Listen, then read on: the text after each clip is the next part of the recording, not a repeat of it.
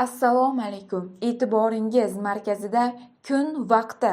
Agar kanalimizda yangi bo'lsangiz, obuna bo'lishni va like bosishni unutmang.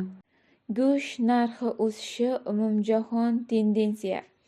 O'zbekistonda 2025-yilning boshidan mol va qo'y go'shti narxlari mos ravishda 3,7% va 3,4% ga oshdi. Narxlarning shunga o'xshash o'sishi mintaqaning turli mamlakatlarida ham qayd etilmoqda. Masalan, Qozog'istonda mol go'shtining narxi 6,2% ga, qo'y go'shti 2% ga, Qirg'izistonda 4% ga, qo'y go'shti 4,1% ga, Rossiyada 3,4%, qo'y go'shti 0,4% ga oshgan. Shu bilan birga O'zbekistonda tovuq go'shti ko'rsatilgan davrga 0,5% ga arzonlashdi.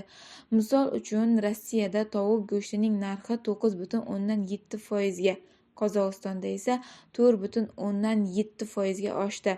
Mahalliy bozordagi narxlarning shakllanishiga oziq-ovqat mahsulotlari narxlarining global o'sishi bevosita ta'sir ko'rsatmoqda.